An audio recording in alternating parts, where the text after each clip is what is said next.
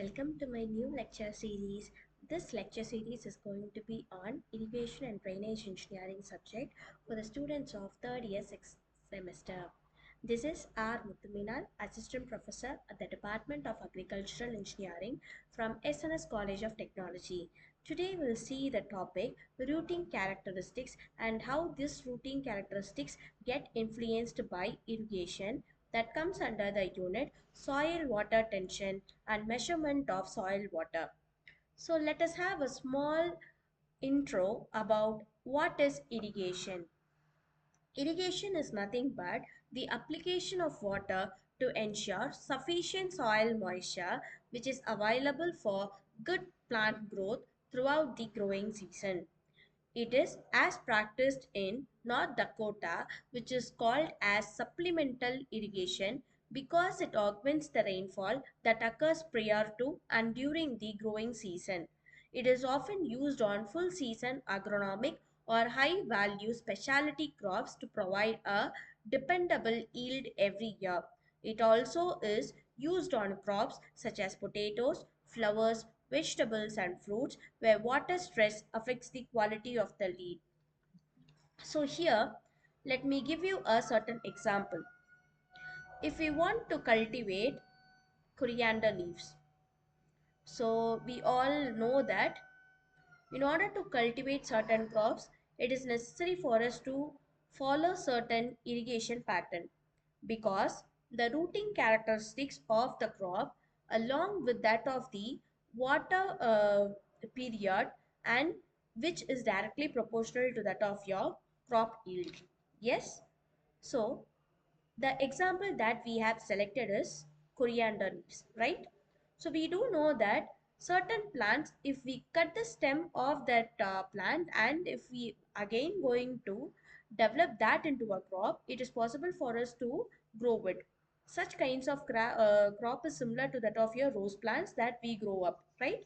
So whenever I want to grow a rose plant, if someone is already having, I'll go and ask them for a branch of rose plant and then I'll use them for cultivating, right? But that is not possible here because this coriander leaves, if it is possible for me, if I cut it, we'll have a comparison here. If we cut it the top portion and the only root has been immersed under the soil and I'm starting to cultivate it. Similarly, meanwhile, as a parallel period, what I'm gonna do in the sense, I'm going to use the coriander seeds. I'm just going to spread them up as a seed at the surface and then I'm going to water it. And at the third condition, what happens in the sense, I have to take the coriander seeds, I have to break them into two, then I have to soak them into the water after preparing the coir ratio and along with that of the soil and everything. I'm going to soak it into the soil and then I have to spray the water after which I have to cover it with a cloth. Okay, so I'm going to monitor the growth of these three kinds. Everything is related to that of the same crop, that is coriander.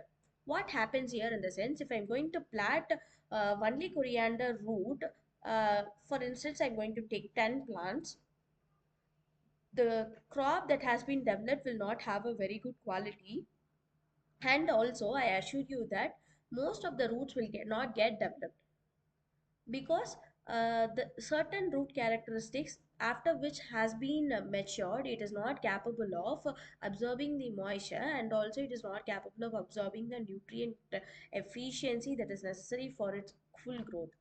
And at the second scenario here, what will happen in the sense, since I haven't break down the seed, it is not possible for it to break it and it has to grow it, and obviously the crop yield that expected by me will not be satisfied.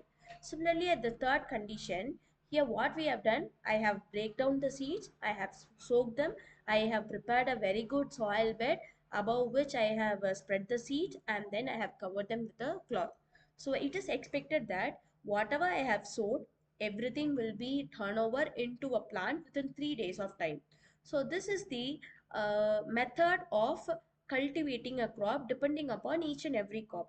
So here, as I have mentioned, that I must only put droplets of water over it, sprinkle the water, because if I pour more amount of water, obviously that even at the third condition, the crop will not get cultivated.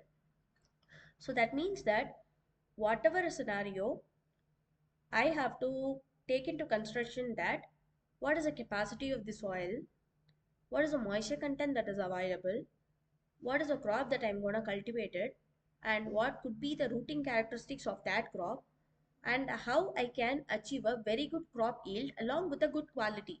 Because anyone can develop a crop with certain amount of period of time, but it is not possible for us when we have developed such crop in a monitored scenario. So the expected results that could be only achieved under the monitoring scenario, where we are going to follow certain kinds of operations to achieve a good quality, right? So that is why everything is interrelated. So anyone that gets dumped or anyone that gets more, what happens in the sense, either the crop will get wilted or the crop will get spoiled off. That means if no sufficient water is available, obviously it will get wilted off, and if more amount of water is available, obviously it will get spoiled off. So this is how. So the amount that has been poured or irrigated will only be observed by the soil if it has certain capacity. The other water that has been available at the surface will be at the surface as of, and these water has to be stored somewhere. So that is why at the North Dakota, initially what they have done, in the sense they were dependent upon the growth of a plant through rain. So the excess water that has been augmented will be collected during the growing season, will be collected at a certain scenario, and then that soil will be used for irrigating at in a limited period of time with a certain proportion, so that it gives us a possibility and a feasibility to get a very good crop with good quality in a proper yield. So this is how the high value specialty crops will be grown up at certain kinds of supplemental irrigation, right? So here irrigation plays a major role under the agricultural engineering department, because it not only deals with distribution of water to the crop, but also it helps in storing them. So it comes under major proportion of water storage, and also it helps us to develop certain scenarios where the crop yield could be in an increased manner under the growing season. So this is why we are taking up this topic. Okay, so at the next class we'll see how the plants get water and what could be the capacity of the plants to absorb the water from the soil. And also along with it, I'll show you a pictorial representation what would be the rooting characteristics of certain plant. As I have said today, mentioned today, that coriander leaves has certain capability, how it will grow off, and how the capacity of the coriander leaves will be. Okay, so if you guys have any kinds of doubt or anything, you guys can ping me anytime. See you at the next class. Thank you.